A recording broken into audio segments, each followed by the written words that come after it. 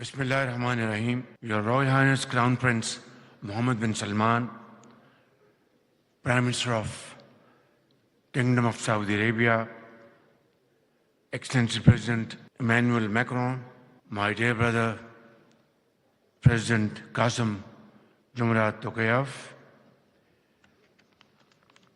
Highnesses, Excellencies, ladies and gentlemen, Assalamu alaikum and a very good evening. I would like to express my profound gratitude to the Kingdom of Saudi Arabia, France and Kazakhstan, as well as the World Bank for organizing this timely summit to deliberate upon one of humanity's most pressing challenges, water security. Excellencies, water is the lifeblood of our planet, a cornerstone of economic development, food security, and environmental sustainability. This life-sustaining resource, however, is coming under great pressure. Nearly half of the world's population is facing water scarcity for at least part of the year. Billions remain without clean drinking water as water pollution is rising at alarming levels. Water resources are fast depleting and degrading, displacing millions and causing unprecedented destruction. This is not a distant threat, but a flashing sign for all of us to see and act speedily. Ladies and gentlemen, Pakistan is no stranger to these challenges.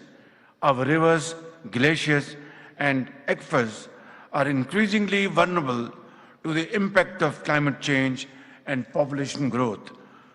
To this day, we are still grappling with the 2022 catastrophic floods that hit Pakistan like never before.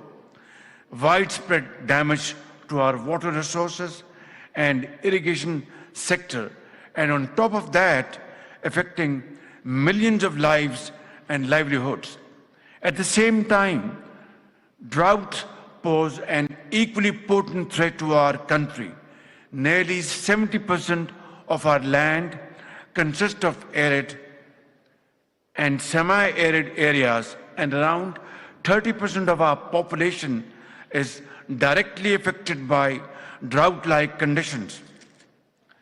As one of the 10 countries most vulnerable to global climate change, such impacts and losses are likely to rise further for Pakistan in the absence of concentrated international actions.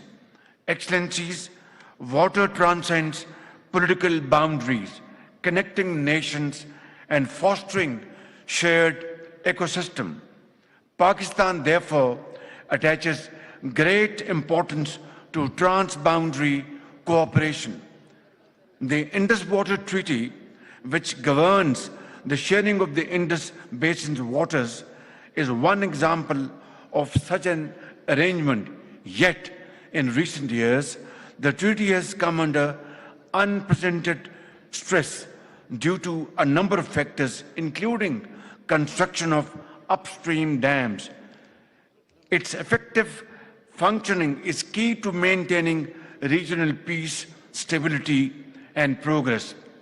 Excellencies, our Recharge Pakistan initiative aims to address climate-induced flood risks and mitigate drought impacts through ecosystem-based adaptations. Also, we are finalizing a national drought plan that identifies the most drought-affected areas and proposes effective response mechanisms to mitigate the impact of drought in these areas.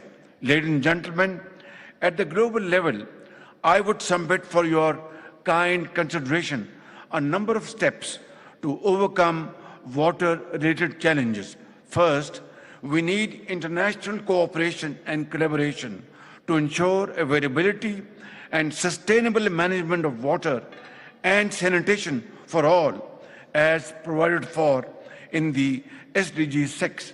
Second, exchange of knowledge and expertise, as well as transfer of technologies on innovative water management must be prioritized. Third, adequate funding for climate resilient infrastructure and overcoming financing gap remains critical for climate vulnerable countries. Fourth, we must also focus on framework for transparency, data sharing, and regional cooperation to avoid conflicts and promote water sharing. Fifth, we must invest in skills development, research, and institutional strengthening to tackle water challenges at national and global levels. Last but not the least, we require strong political will and global leadership to overcome the water crisis. In this regard, I would like to deeply appreciate and commend the visionary leadership and timely initiative of His Royal Highness Crown Prince Mohammed bin Salman to establish the Global Water Organization. We are proud to join this initiative as one of its founding members and look forward to providing all possible support in achieving its important goals. Ladies and gentlemen, as I conclude, I am reminded of the joyful scenes of children playing along the river canals that traverse my home city, Lahore in Pakistan, and the fisher folk and their boats along the river Ravi. These cherished memories serve as a poignant reminder of what is at stake. As leaders, policymakers, and custodians of the future, it is our duty to ensure that these rivers, lakes, and aquifers that have nourished civilizations for centuries must not be reduced to tales of the past. I thank you.